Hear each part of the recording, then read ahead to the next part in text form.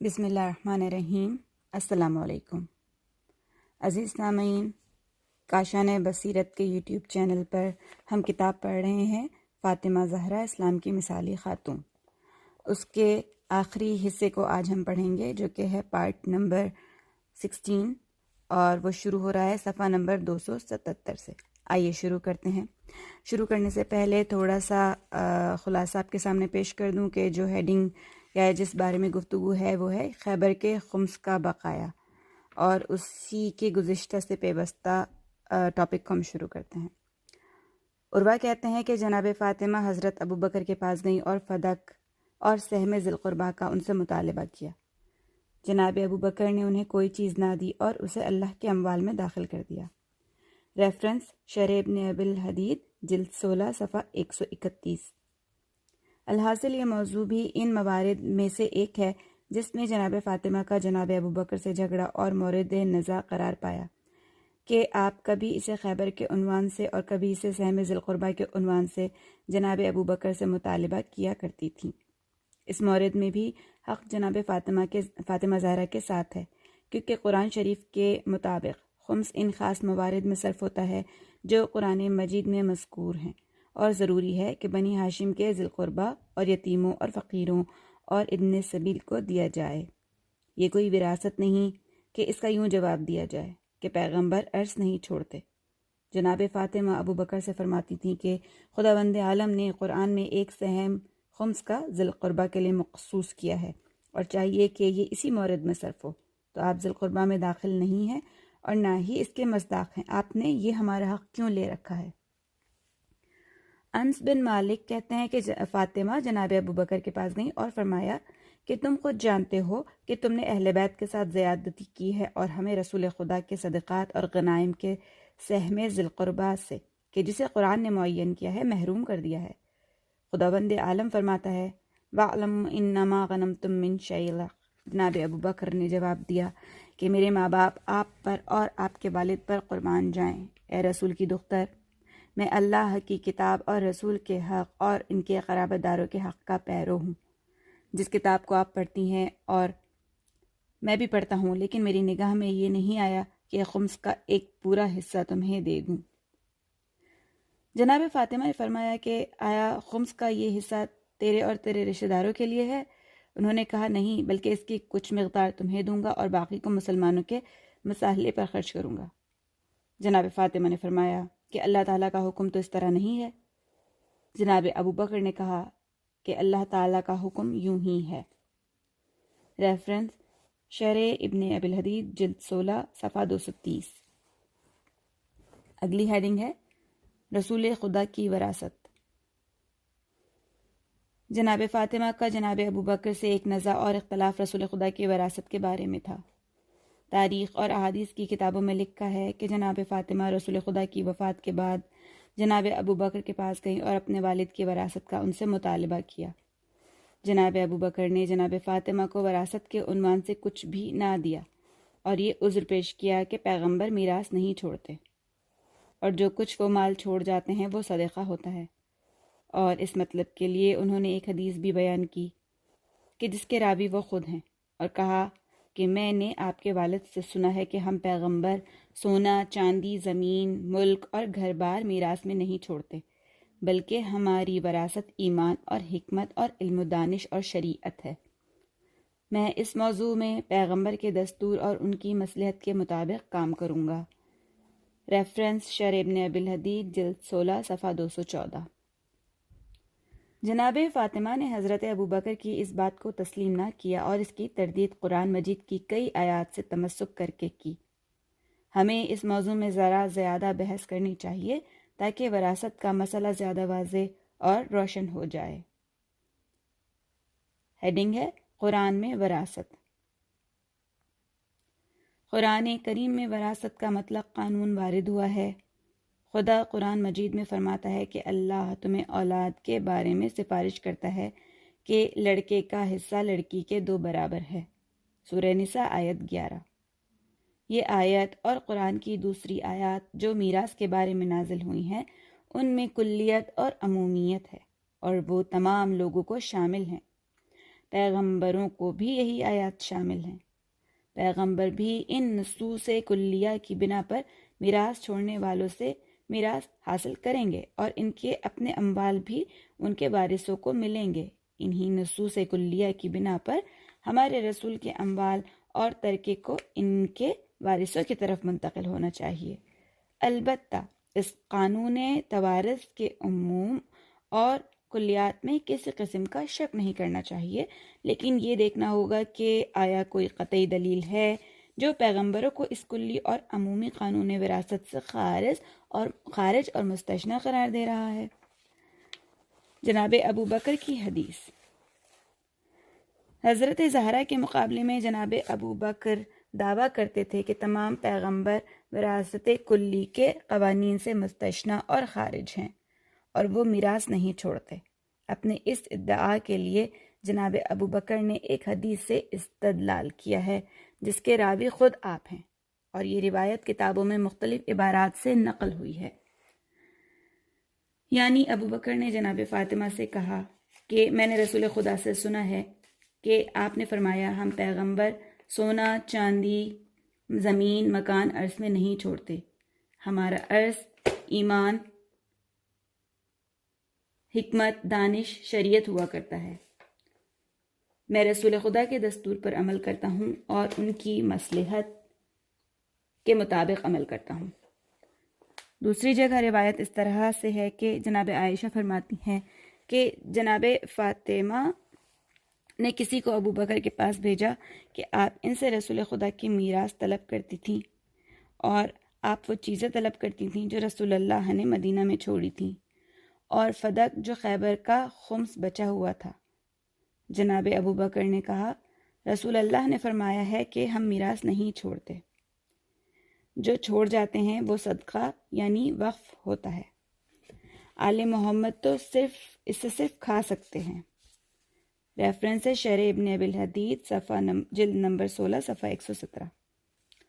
ایک اور حدیث میں ہے کہ جب جناب فاطمہ نے جناب ابو بکر سے گفتگو کی تو جناب ابو بکر رو دیے اور کہا کہ اے دختر رسول اللہ، آپ کے والد نے نہ دینار اور نہ درہم چھوڑا ہے، اور انہوں نے فرمایا ہے کہ انبیاء میراث نہیں چھوڑتے۔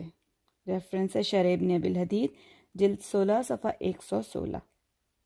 ایک اور حدیث یوں ہے کہ جناب ام ہانی کہتی ہیں کہ جناب فاطمہ نے جناب ابو بکر سے کہا کہ جب تم مرو گے تو تمہارا وارث کون ہوگا؟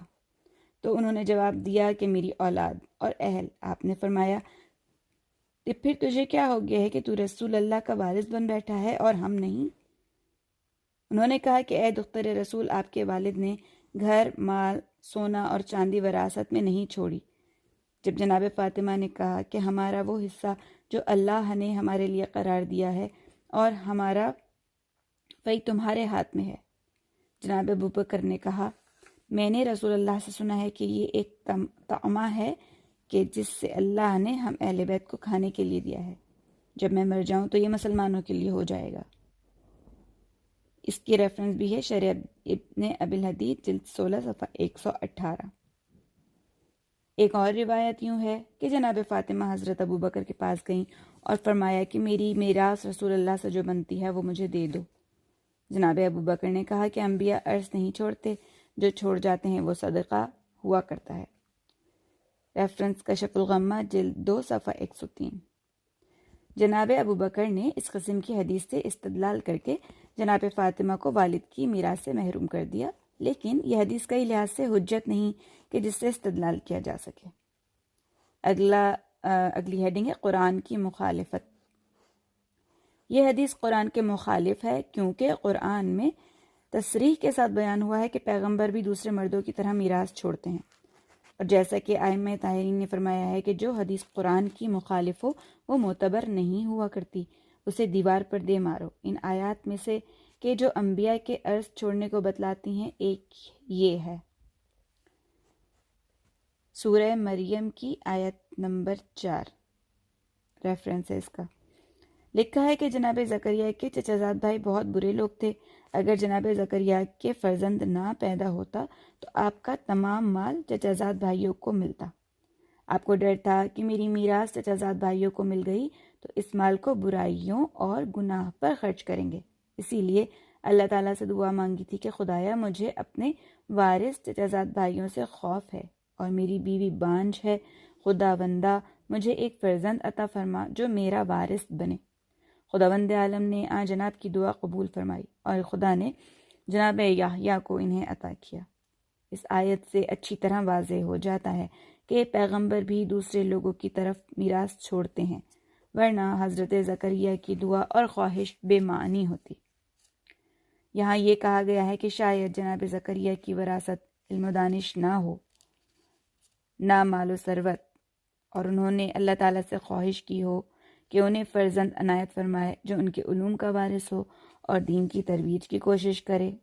لیکن تھوڑا سا غور کرنے سے معلوم ہو جائے گا کہ یہ احتمال درست نہیں ہے، اس لیے کہ وراثت کا لفظ مال کی وراثت میں ظہور رکھتا ہے، نہ علم کی، اور جب تک اس کے خلاف کوئی قرینہ موجود نہ ہو اسے وراثت مال پر ہی محمول کیا جائے گا۔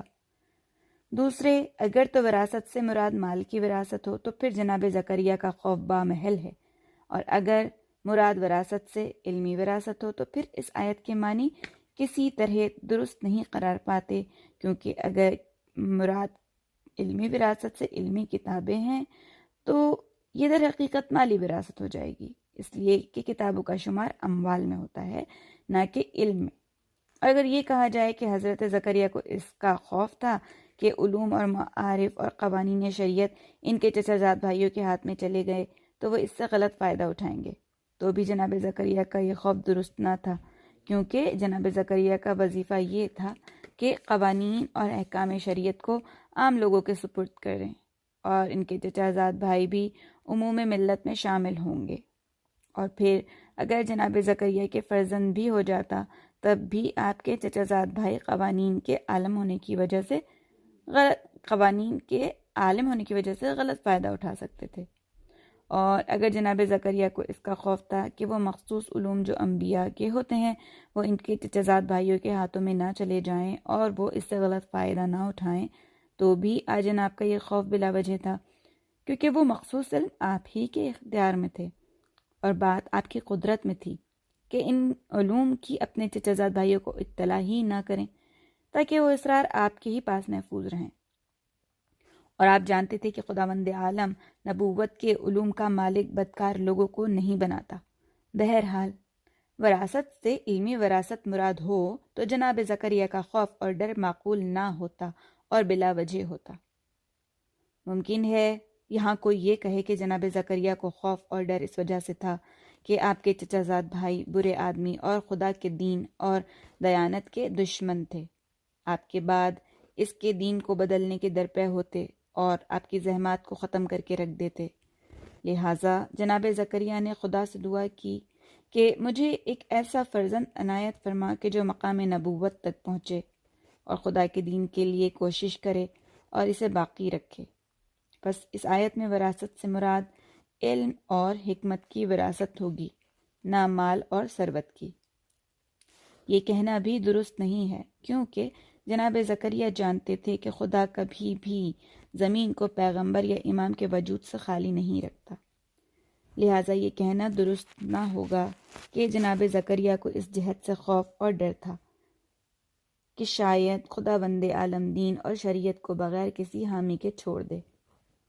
اور اگر جناب زکریا ایسا فرزند چاہتے تھے کہ جو پیغمبر اور دین کا حامی ہو تو آپ کو اس طرح نہ کہنا چاہیے کہ خدایا مجھے ایسا فرزند عنایت فرما جو میری وراثت کا مالک ہو اور اسے صالح قرار دے، بلکہ ان کو اس صورت میں اس طرح دعا کرنی چاہیے تھی کہ خدایا مجھے خوف ہے کہ میرے بعد دین کی اساس کو ختم کر دیا جائے گا۔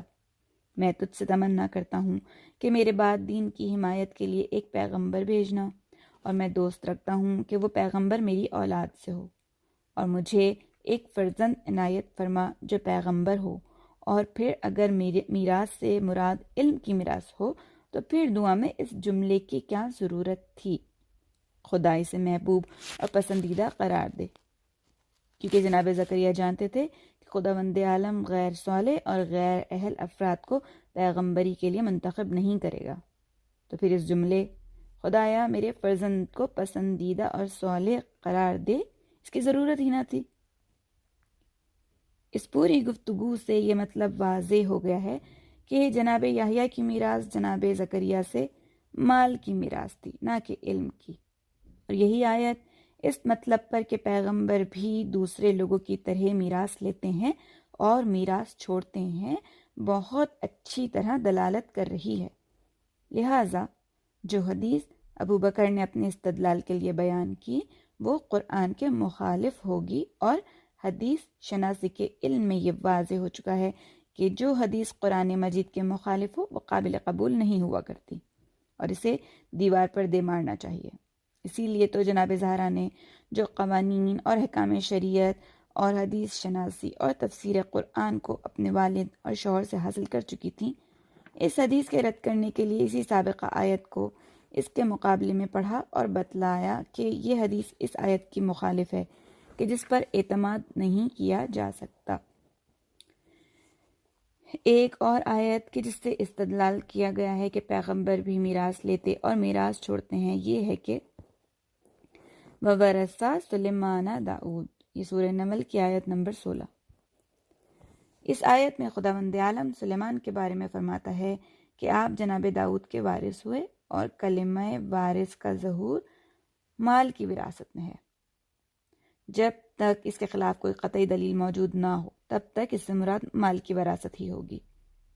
اسی لیے تو حضرت زہرا نے ابو بکر کے مقابلے میں اس آیت سے استدلال کیا تھا، جبکہ حضرت زہرا قرآن کے نازل ہونے والے گھر میں تربیت پا چکی تھی۔ اگلی ہیڈنگ ہے ایک اشکال۔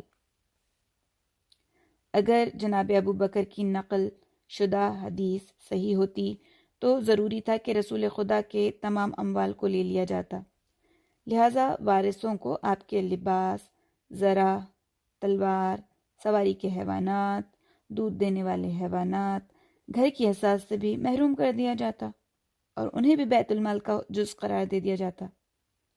حالانکہ تاریخ شاہد ہے کہ جناب رسول خدا کے اس قسم کے اموال ان کے وارثوں کے پاس ہی رہے، اور کوئی تاریخ بھی گواہی نہیں دیتی اور کسی مورخ نے نہیں لکھا کہ جناب ابو بکر نے رسول خدا کا لباس، تلوار، زرع، فرش، برتن وغیرہ یعنی اموال عمومی میں شامل کر کے ضبط کر لیے ہوں، بلکہ پہلے معلوم ہو چکا ہے کہ آپ کے مکان کے کمرے آپ کی بیویوں کے پاس ہی رہے، اور اس کے علاوہ جو باقی مذکورہ مال تھا آپ کے ورثاء میں تقسیم کر دیا گیا۔ یہ بات بھی ایک دلیل ہے کہ جناب ابو بکر کی حدیث ضعیف تھی، اور معلوم ہوتا ہے کہ خود جناب ابو بکر کو بھی اپنی بیان کردہ حدیث کے متعلق اعتبار نہ تھا، کیونکہ اگر وہ حدیث ان کے نزدیک درست ہوتی تو پھر رسول خدا کے اموال میں فرق نہ کرتے، جبکہ جناب ابو بکر مدعی تھے کہ رسول خدا نے فرمایا ہے کہ میں میراث نہیں چھوڑتا، میرا مال صدقہ ہوتا ہے۔ اسی لیے تو پیغمبر کی بیٹی اور اسلام کی مثالی خاتون کو رنجیدہ خاطر بھی کر دیا، تو پھر کیوں پیغمبر کے حجروں کو آپ کی ازدواج سے واپس نہ لیا، اور پھر کیوں دوسرے مذکورہ اموال کا مطالبہ نہ کیا؟ اگلی ہیڈنگ ہے ایک اور اشکال۔ اگر یہ بات درست ہوتی کہ پیغمبر میراث نہیں چھوڑتے تو ضروری تھا کہ پیغمبر اس مسئلے کو حضرت زہرا اور حضرت علی سے ضرور بیان فرماتے، اور فرماتے کہ میرا مال اور جو کچھ میں چھوڑ جاؤں یہ عمومی صدقہ ہوگا اور وراثت کے عنوان سے تمہیں نہیں مل سکتا۔ خبردار میرے بعد میراث کا مطالبہ نہ کرنا اور اختلاف اور نزاع کا سبب نہ بننا۔ کیا رسول خدا کو علم نہ تھا کہ وراثت کے کلی قانون اور عمومی قاعدے کے ماتحت میرے وارث میرے مال کو تقسیم کرنا چاہیں گے، اور ان کے درمیان اور خلیفہ وقت کے درمیان نزاع اور جھگڑا رونما ہو جائے گا؟ یا رسول اللہ کو اس بات کا علم نہ تھا لیکن آپ نے احکام کی تبلیغ میں کوتاہی کی ہوگی؟ ہم تو اس قسم کی بات پیغمبر کے حق میں بار بار نہیں کر سکتے۔ بعض نے کہا ہے کہ رسول خدا پر اپنے ورثاء کو یہ مطلب بیان کرنا ضروری نہ تھا، بلکہ اتنا کافی تھا کہ اس مسئلے کو اپنے خلیفہ جناب ابو بکر جو مسلمانوں کو امام تھے بتلا دیں، اور خلیفہ پر ضروری ہے کہ وہ احکام الہی کو نافذ کرے۔ چنانچہ پیغمبر نے جناب ابو بکر کو یہ مسئلہ بتلا دیا تھا، لیکن یہ فرمائش بھی درست معلوم نہیں ہوتی۔ اول تو یہ کہ جناب ابو بکر پیغمبر کے زمانے میں آپ کے خلیفہ معین نہیں ہوئے تھے کہ کہا جا سکے کہ پیغمبر نے انہیں اس کا حکم اور دستور دے دیا تھا۔ دوسرے، میراث کے مسئلے کا تعلق پہلے اور بالذات آپ کے ورثاء سے تھا۔ انہیں وراثت میں اپنا وظیفہ معلوم ہونا چاہیے تھا تاکہ حق کے خلاف میراث کا مطالبہ نہ کریں اور امت میں اختلاف اور جدائی کے اسباب فراہم نہ کریں۔ آیا یہ کہا جا سکتا ہے کہ حضرت علی جو مدینہ علم کا دروازہ اور جناب فاطمہ جو نبوت اور ولایت کے گھر کی تربیت یافتہ تھیں، ایک اس قسم کے مہم مسئلے سے کہ جس کا تعلق ان کی ذات سے تھا بے خبر تھیں، لیکن جناب ابو بکر جو کہ بعض اوقات عام اور عادی مسائل کو بھی نہ جانتے تھے، اس وراثت کے مسئلے کا حکم جانتے ہوں؟ کیا یہ کہا جا سکتا ہے کہ جناب فاطمہ اس مسئلے کا حکم تو جانتی تھیں لیکن اپنی عصمت اور طہارت کے باوجود اپنے والد کے دستور اور حکم کے خلاف جناب ابو بکر سے میراث کا مطالبہ کر رہی تھیں؟ کیا حضرت علی کے بارے میں یہ کہا جا سکتا ہے کہ آپ مسئلہ تو جانتے تھے لیکن اس مقام پر زہد اور تقوی اور عصمت اور طہارت کے باوجود اور اس کے باوجود کہ آپ ہمیشہ قوانین اسلام کے اجراء میں بہت زیادہ علاقہ مندی ظاہر کرتے تھے، پھر بھی اپنی بیوی کو پیغمبر کے بیان کردہ مسئلے کے خلاف اجازت دے رہے ہیں کہ وہ جائیں اور وراثت کا جناب ابو بکر سے مطالبہ کریں، اور پھر مسجد میں وہ مفصل عوام الناس کے سامنے خطاب کریں؟ ہم گمان نہیں کرتے کہ کوئی بھی یا انسان اس قسم کے مطالب کا کوئی بھی با انصاف انسان اس قسم کے مطالب کا یقین کرے گا۔ ایک اور اشکال ہیڈنگ ہے، جناب ابو بکر نے مرتے وقت وصیت کی کہ انہیں پیغمبر کے حجرے میں دفن کیا جائے اور اس بارے میں اپنی بیٹی جناب عائشہ سے اجازت لی۔ اگر وہ حدیث جو پیغمبر کی وراثت کی نفی کرتی ہو درست ہو تو پیغمبر کا یہ حجرہ مسلمانوں کا عمومی مال ہوگا، تو پھر جناب ابو بکر کو تمام مسلمانوں سے دفن کی اجازت لینا چاہیے تھی۔ ہیڈنگ ہے تنبیہ، جو اموال پیغمبر خدا صلی اللہ علیہ وآلہ وسلم کے تصرف اور قبضے میں تھے وہ دو قسم کے تھے۔ پہلی قسم یہ وہ مال تھا کہ جس کا تعلق ملت اسلامی سے ہوتا ہے اور بیت المال کا عمومی مال شمار ہوتا ہے، جس کو یوں تعبیر کیا جاتا ہے کہ یہ حکومت کا مال ہے۔ رسول خدا چونکہ مسلمانوں کے حاکم تھے، آپ اس قسم کے مال میں تصرف کیا کرتے تھے اور اسے تمام مسلمانوں کے مصالح اور مفاد کے لیے خرچ کیا کرتے تھے۔ ایسا مال نبوت اور امامت اور حکومت اسلامی کا ہوتا ہے۔ ایسے مال میں قانون وراثت جاری نہیں ہوتا، بلکہ اس منصب دار کی موت کے بعد اس کی جانشین شرعی کی طرف بطور منصب منتقل ہو جاتا ہے۔ حضرت زہرا نے اس قسم کے اموال میں وراثت کا مطالبہ نہیں کیا تھا، اور اگر کبھی آپ نے اس قسم کے مال میں بطور اشارہ بھی مطالبہ کیا ہو تو وہ اس لیے تھا کہ آپ جناب ابو بکر کی حکومت کو قانونی اور رسمی حکومت تسلیم نہیں کرتی تھیں، بلکہ اپنے شوہر حضرت علی کو قانونی اور شرعی خلیفہ جانتی تھیں۔ تو گویا آپ اس قسم کے مال کا مطالبہ کر کے اپنے شوہر کے خلافت کا دفاع کرتی تھیں، اور جناب ابو بکر کی حدیث کو اگر بالفرض تسلیم کر بھی لیں تو وہ بھی اس قسم کے مال کی وراثت کی نفی کر رہی ہے، نہ پیغمبر کے ہر قسم کے مال کو شامل ہے۔ دوسری قسم یہ وہ مال تھا جو آپ کا شخصی اور ذاتی مال تھا، کیونکہ پیغمبر اسلام بھی تو انسانوں کے افراد میں سے ایک فرد تھے کہ جنہیں مالکیت کا حق تھا۔ آپ بھی کسب اور تجارت اور دوسرے جائز ذرائع سے مال کماتے تھے۔ ایسا مال آپ کی شخصی ملکیت ہونا چاہیے تھا۔ ایسے مال پر ملکیت کے تمام قوانین اور احکام، یہاں تک کہ وراثت کے قوانین بھی مرتب ہوتے ہیں اور ہونے چاہیے۔